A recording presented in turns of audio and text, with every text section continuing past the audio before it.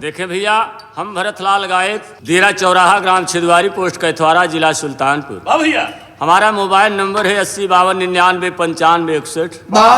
पुनेश शर्मा भैया के सौजन्य से हम याल खंड के चौथा भाग हम भेज रहे हैं। हमें पूर्ण विश्वास है, आशा है कि आप लोगों के बीच में प्रसन्न आई। वाह भैया वाह। अब बिरहा स्टार्ट है। बिरहा सुने दोस्त।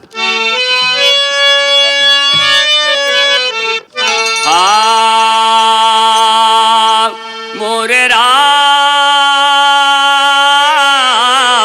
भोले बाबा जोगिया हो राम।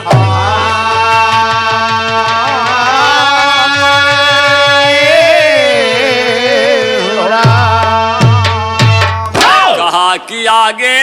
भाखा हाल भगवती है,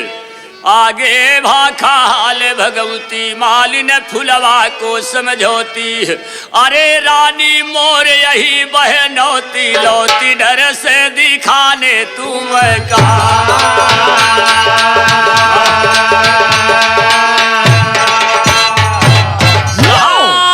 कि तब डर से तुम्हें दिखाने लाई ये मुँह फेरा नजरिया, डर से तुम्हें दिखाने लाई ये मुँह फेरा नजरिया। और लम्बा घूंघटी है उदय सिंह जस गौने कई, और लम्बा घूंघटी है उदय सिंह जस गौने कई, लम्बा घूंघटी है उदय सिंह जस गौने कई। रानी कहे कि हे मालिन या बनी जनाना बाखरिया, क्यों इतना लंबा घूंघट में खड़ी तुम्हारे कोमरिया, क्यों इतने लंबा घूंघट में खड़ी तुम्हारे कोमरिया। तब रात मालिन कहे बहुत खिसूबा कबहन करे दोवरिया, तब रानी उठ के तुरता सिर से सरकाई दी सरिया। औला कस चेहरा चमक पर आजे तुरंत में आजोरिया, औला कस चेहरा चमक पर आजे तुरंत में आजोरिया। बोलवाता कई उदल का उदलता कई वन की वरिया, चाहरहु नहीं ना भवा ये उदल कई की खोपरिया। एक मन का है उदय सिंह के छकाई ले अपने गरिया, एक मन का है उदय सिंह के छकाई लो है दिगरिया। लेकिन मन को रोक जवान रही गवा ठाए अपने दरिया, तब फुलवा पीढ़ा देहली कई बैठा मालिन ढरिया। अपने मन में उदल सोचे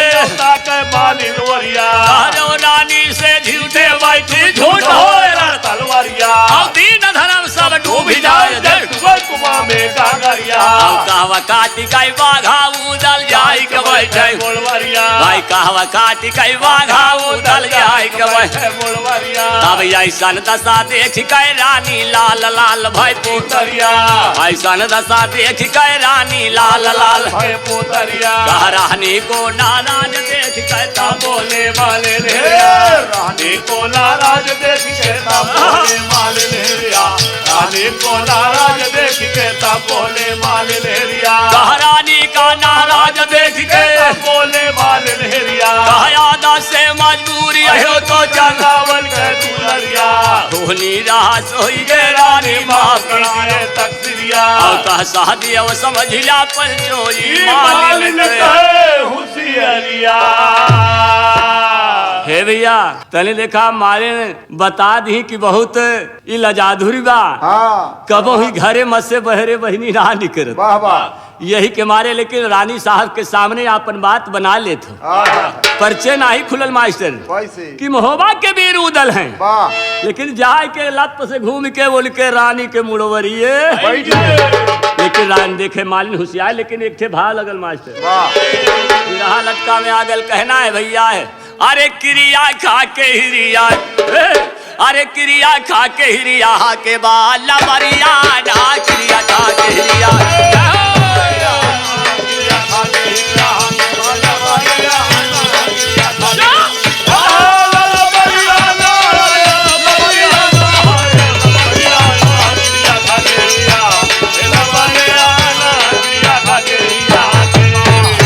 भैया। रानी कहली का हो,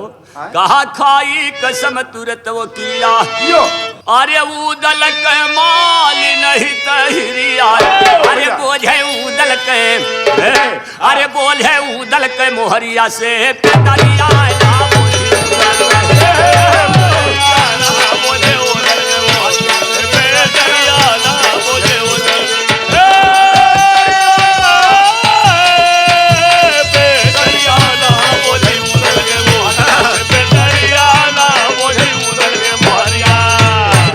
भैया हो हाँ। रानी फुलवा का कहती है कैसे? सोचत है कि मलिनिया अगर चली जात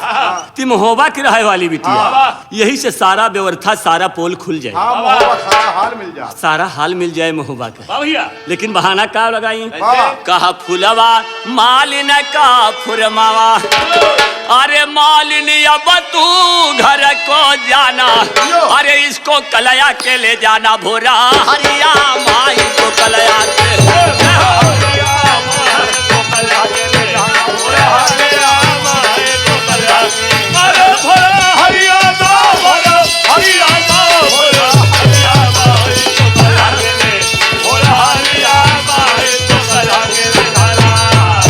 भैया कहे सवेरे चली आयु तो अपने बहन के बिटिया के लई के लेकिन मास्टर मालिन का करती है हाय हाय हाय। सुना काहे मालिन ने सुन के बात बेचारी अरे अपने घर के राहसी अरे सुनिला आए गए गाड़ी मजे दरिया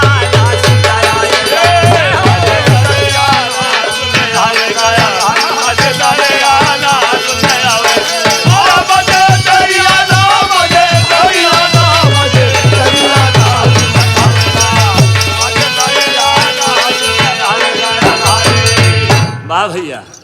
यहाँ तो मालिन चली गई लेकिन रानी के खौलता ही रहा पेटवा का खौलत रहा मास्टर काहे फुलवा बैठी बात चलवती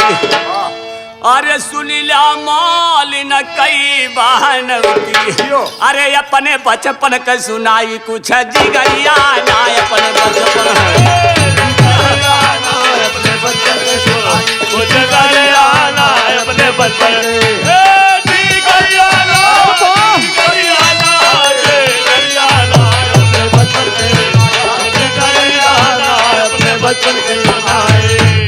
कहे चीज जान ले बहनी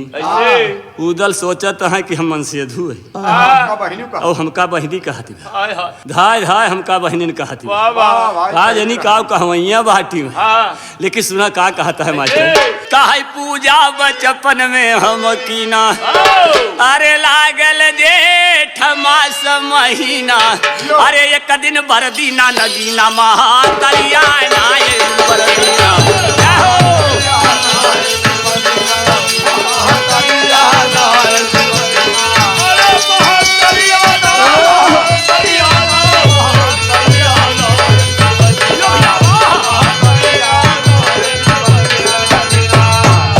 कहे सुना माता जी हमें वरदान दी कि तुम्हें पति मिली हैं तुम होबा कबीर साड़ी साया पहिर की। अरे उन्हें पता ना बाकी हमारे बगलिए में बैठा है क्या बात है लेकिन बताओ कैसे है कहे माता हमें दी वरदनवा अरे तो काबू दल मिले सजन अरे तब से जो ही रातों दिनवा हम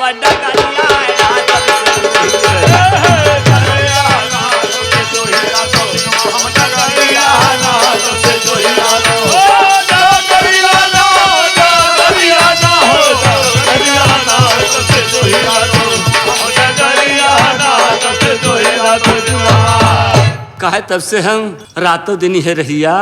जो है कब यह लखत ही कि कब हमारे मन के मितवा कब मिले हो हे भैया का कहता है काहे मालिनी मुझे को साफ बताना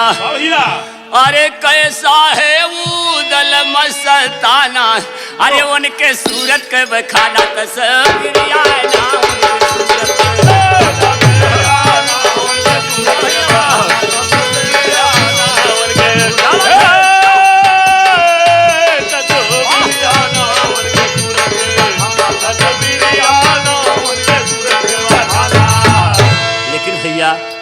उदल समझ गए कि हम तो 3 महीना से इनकी ताई हैरान हुई है 14 खच्चर मोहर सरफी गायब हो गए हमसे ज्यादा यही हमका ताई परेशान माई मरे धिया धिया मरे मोटके भतारे का सही है मास्टर लेकिन उदल कहे अब तो बतावे तेरे अब तो आज इनके बगल में ही जबकि आपन बड़ाई कितनो बड़ा मनई हुई जाए लेकिन आपन बड़ाई करे क्या लेकिन उदल का कहता है भैया ए भैया कहा मन में उदल गए पहचानी, अरे रानी हम पे भाई दीवानी, अरे बोला का तो से बखानी हम सूरतिया ना, बोला का तो से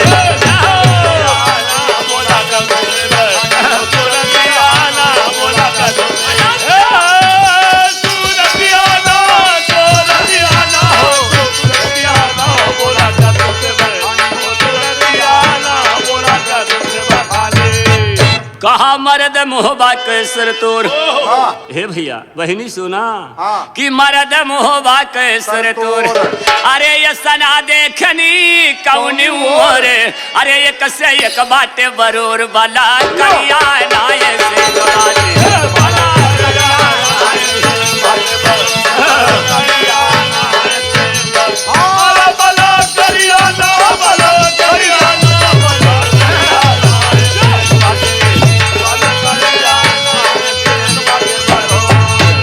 कहे बहनी एक से एक जवान है मोहबा के अंदर, लेकिन सुना का कहता है अब तो हो बहनी कहे करे, काहे से कि लुगा पहरे रहे उधर, लुगा पहर के गए लाल मास्टर तो का कहे भैया काहे सबसे सरकस उदल जवान, अरे चेहरा चमक चाँद समान, अरे उनके साथे महान लसा करिया ना, उनके साथे महान लसा करिया ना,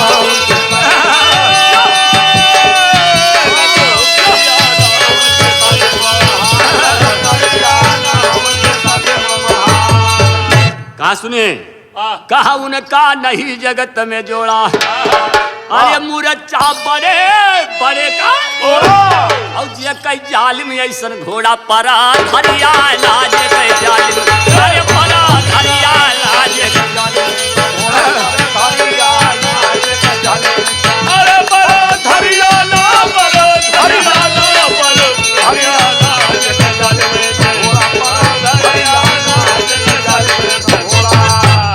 कहा सुनी के उदल के सुनरैया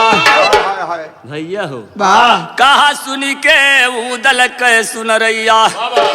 अरे धड़क फुलवा के हृदया, कहे मिलबा कब देवला के छैया कौनी ओरिया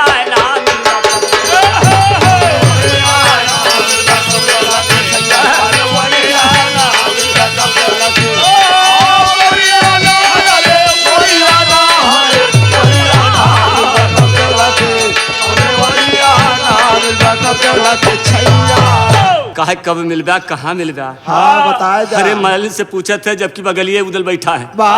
कहे बहनी बताया दा कि कब मिली है कहाँ मिली है, लेकिन हे भैया रानी काय थे देवरिया फाक तर जा गए, अरे देवलिया फाटे के ना कहा थे देवरिया फाक तरज हो, तनी देखा देवरिया जिला से हमारे का कहता है भैया नहीं मास्टर कहना है कहा ऐसा बिलाऊ चलाए दिया दर्जी जैसे टूटा हवा सो, ऐसा बिलाऊ चलाए ऐसा बिलाऊ चलाए दिया दर्जी जैसे टूटा हवा सो। कवि के नमूना लेकिन ओरिजिनल में कहना बा, अरे रानी कहे कैसे मिली है सजनवा, अरे मालिन बतावा जतानिया, अरे ई नशा न कब होना है भोलब जबले रहे जिंदगानिया, ई नशा न कब होना है भोलब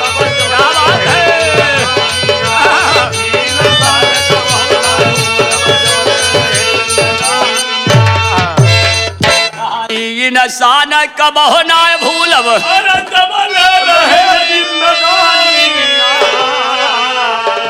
अरे मालिन का है रानी धैला धीरज हाय मिली है मुदल साय लानिया, भैया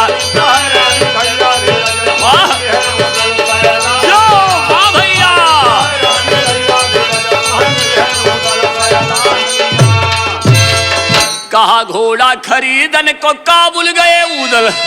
अरे सथा वाली है पलटानी,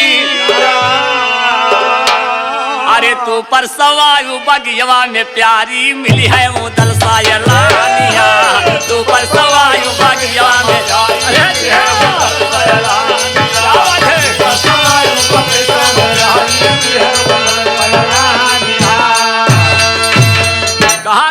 खरीदे के उदल काबुल गए। वाह परसों को बगीचे में अगर आ जाइबू हाँ तो तोहरे मितवा से मुलाकात। हो जाए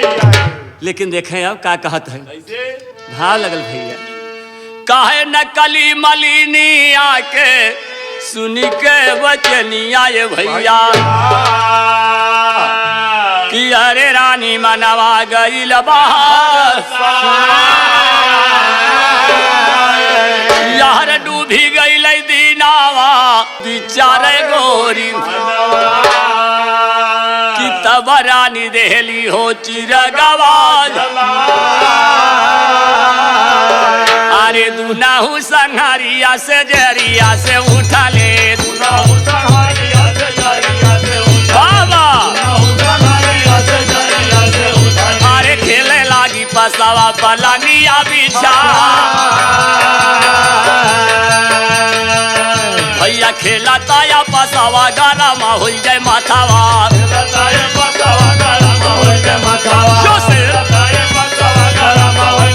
अरे तबा रानी देहली वो बेनिया डोलाए हो तबा रानी देहली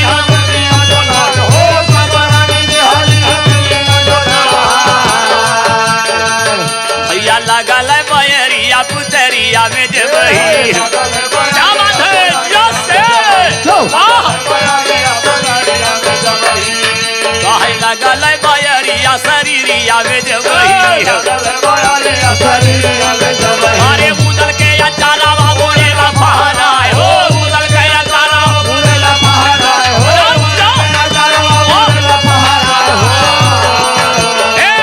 हां चमकी कटारिया कमारिया के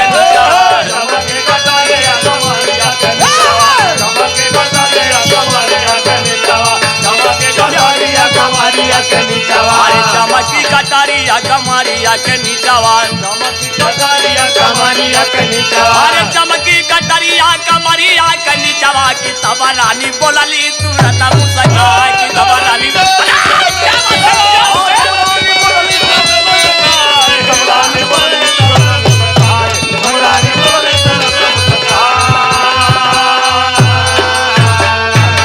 अरे तू ही हो सजनवा जवन मोहबा के कि हमें छले आया राजा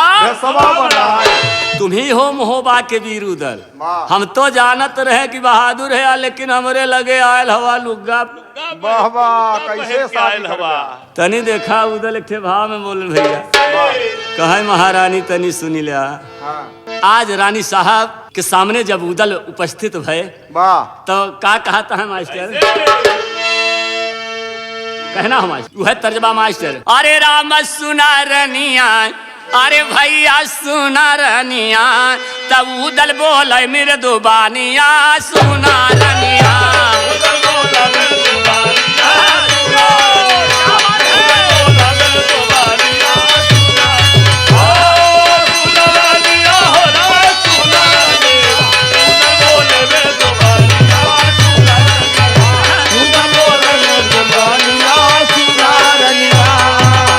काहे घोड़ खरीदन का हमने अरे काबुल को जात सीधा काहे की नया पक पर संसा वही पन घट पे पनिहारिन अरे डारो बागी माया सानिया सुना रनी डारो बागी माया सानिया डारो बागी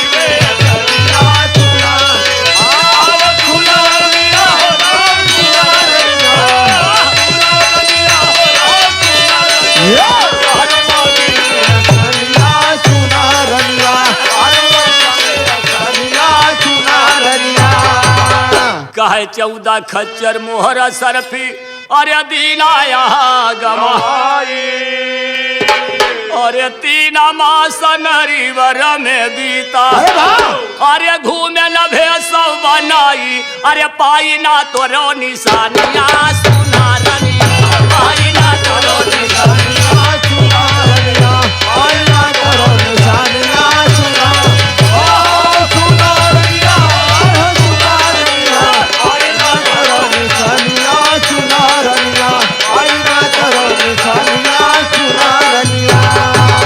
तनी और सुन लिया, कैसे? बहुत मेहनत तोहरे लगेला यही हाँ भैया। वाह स्टूडियो वाले भैया जान लिया बड़ी मेहनत करके आए वाह वाह हे, वाह लेकिन भैया के ना कहा, लाए पुनीत शर्मा भैया बचा ली है।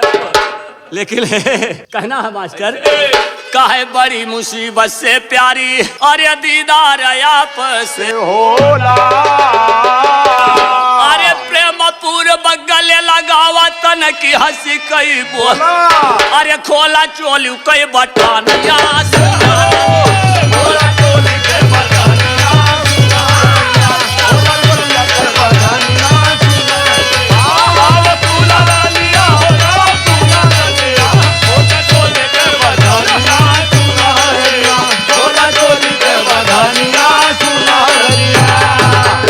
अरे मास्टर कहाँ बहुत परेशानी से आज तुझसे भेंट भल मास्टर। अरे खोला चोली कई बटानिया होला चोली के बधानिया सुनारिया होला चोली के बधानिया सुनारिया चोली के बधानिया सुनारिया। कहाँ बड़ी मुसीबत से हाँ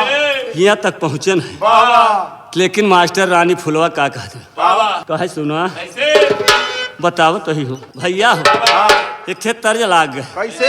काहे पहले नंबर चला हाँ हमारे हाथे के भोजन खाए ला, हाँ लेकिन का कहता है मास्टर ए भैया वह तर्जवा तर्जुमा हाय हाय कहा बड़ी बड़ी अखिया तोहार कटहरवा अरे कजरवा हो करे दिल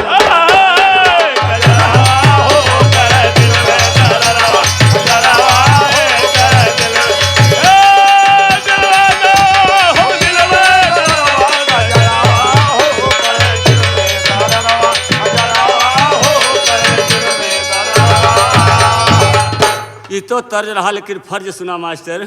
काहे जोगी भया पिया हमारे करनवा अरे सजनवा हो चल के कैला भोजनवा सजनवा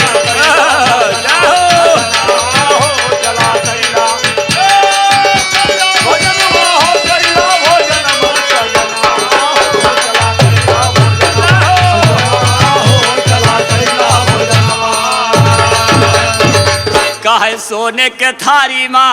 अरे जवना परोसो हम गनिया डोलैबे अरे झूरा झूरा लागई पावनवा सजनवा हो चल के कैला भोजनवा सजनवा हो चल के कैला भोजनवा भोजनवा हो चल के कैला अरे कैला भोजनवा संवरिया हो चल के कैला भोजनवा सजनवा हो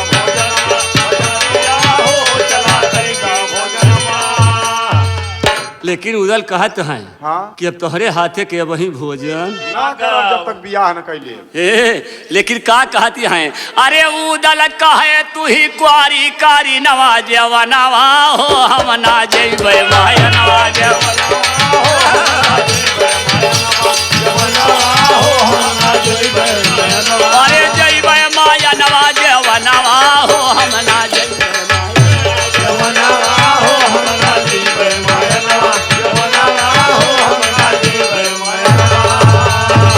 अरे कुआरी के हाथे के भोजन जो खाई अरे छत्री धर्म मोर जई है नसाई अरे रण में रहे ना हमार सनवा जवनवा हो हम ना जइबे माया नवा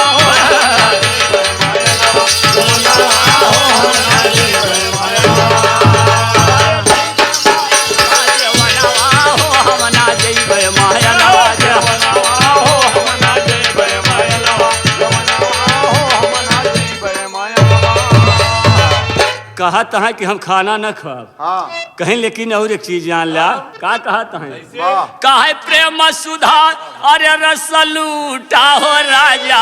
अब जवानिया कई मजवा लूट मोरे राजा जवानिया के मजवा लूटा हो राजा जवानिया के मजवा लूटा हो राजा अरे लूट मोरे राजा जवानिया कई मजवा लूट मोरे राजा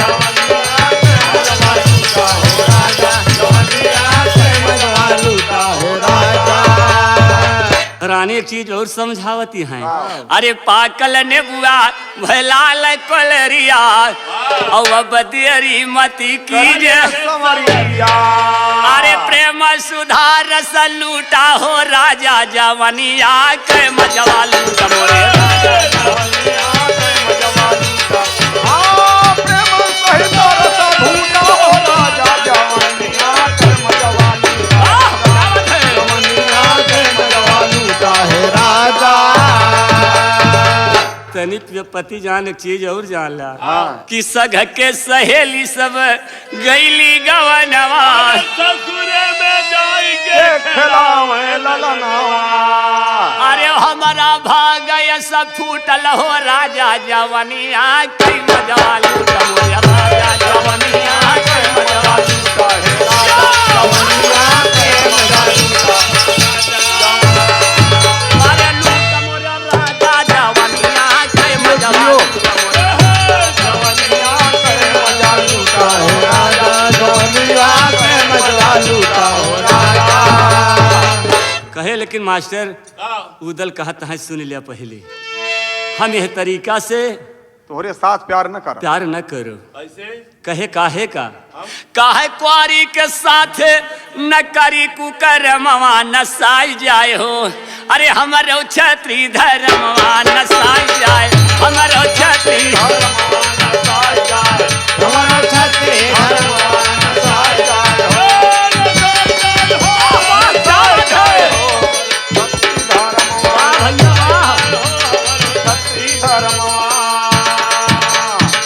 का कहत हैं कि जब हम जइबे समहर मैदानवा अरे काम न करी है हमार किरपनवा अरे मैहर के माता रिसाई जाए हो हमरो छत्री धर्मवा नसाई जाए हो हमरो छत्री धर्मवा नसाई जाए हो हमरो छत्री धर्मवा सुना मास्टर काहे क्वारी के साथे करी कुकरमवा अरे जब तो है भोरवई माँ जो खे मलिनिया काहे देहिया तोहार गरुआई जाए हो हमरो छत्री नसाई जाए हो हमरो छत्री धर्मवा नसाई जाए हो नसाई जाए हो नसाई जाए हो हमरो छत्री धर्मवा नसाई जाए हो हमरो छत्री धर्मवा सुना मास्टर कहीं अगर कुछ न करवा तो एक चीज करा मारो और नैना के ओखे में ना रहे। भरोसे न रहा हाँ ई नरीवर गढ़िया वाह यह लड़ाई में विजय प्राप्त ना पैसा काहे मास्टर ऐसे काहे सुना रानी साहब समझावती हैं ऐसे काहे समरिया हो हे अरे समरिया हो चला लड़के सागरिया समरिया हो चला लड़के हरिया हमारिया हो चला लेके हो लेके सहरिया सहरिया हो चला लेके सहरिया हो चला लेके सहरिया सुना कि मारो यो नैना के धोखे रहाना परिवार में लड़ले कपाल मत कहाना अरे हमारो बीरन वाला करिया समरिया हो चलता लड़के सागरिया समरिया हो चला लड़के हरिया हरिया हो चला लेके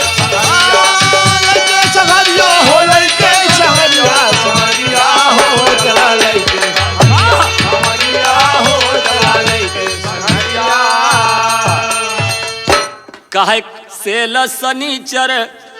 काठ कई घोड़ा जादू मना कोई हिरिया कयोड़ा एक चीज जाना सेल सनीचर काठ के घोड़ा हाँ। और जादू में हिरिया मालिन मशहूर है वाह तू पतिदेव लड़ाई में विजय प्राप्त न कर पैबा हमार कहा मान लिया कि आए हाथ यही साथे हमहू के लइके चला काहे सेल सनीचर अरे काठ कई घोड़ा और जादू में नाय के ऊ हिरिया के घोड़ा जादू मना कोई हिरिया कयोड़ा जादू मना कोई हिरिया कयोड़ा अरे कटी है तोहार लसा करिया सामरिया हो चलता लड़के सागरिया सामरिया हो चला लेके सहरिया हो चला लेके सहरिया उदल कहे हो देखा अपने भैया के बड़ा वीर समझती हैं। हाँ इनके काठे के घोड़ा बा, इनके जादू में हिरिया मालिन बा मशहूर बा। तो हम का वैसे ही आए यही नरिवरगंज। सुना काहे हम गोरी चुप्पे न कर वैसा गैया और लड़ैया से हम ना भागब हो गैया, लड़ैया से हम ना भागब हो गैया।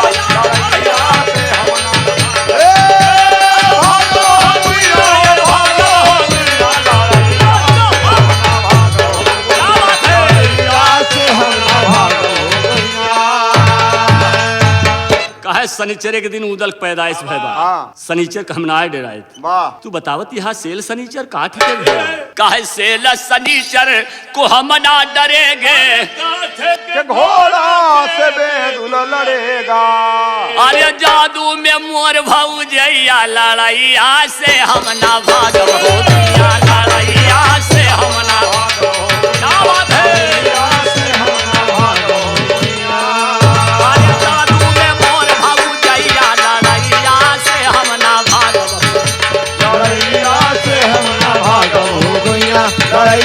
से हम ना भागवे गोइया। कहा कि गदहा के हर नरीवर में न धइबे तलवारी के प्यारी बोइबे। लेकिन और का कहता है सुना कहिया सब बोलबू बूढ़री लू गहिया लड़ैया से हम ना भागो हो गैया, लड़ैया से हम ना भागो हो लड़ैया से हम ना भागो गोइया। कहे सातो भंवरिया करब बर जोरी। कहना है मास्टर कि राम कसम खा के कहता हूँ गोरी। अरे सातो भंवरिया करैबे बर जोरी। अरे नरीवर से चलबू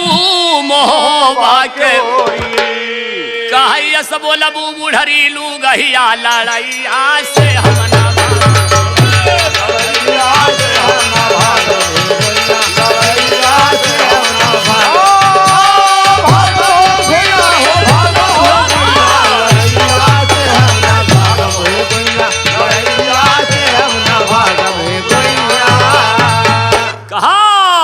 तबला ही लड़ाई से भागब डोला लई चलब तुहार।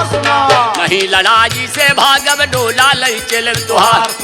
नहीं लड़ाई से भागब डोला लई चलब तुहार। और राम जन्म अवतार मोहम्मद खेदे भाई राम विष्णु रघुवीर चीर अब राम यजोर मोर यस्ति का जाहिर। और बद्री राम के पक्का चेला है सहदेव गमार। अरे लाती डार से दिखाने तो मजा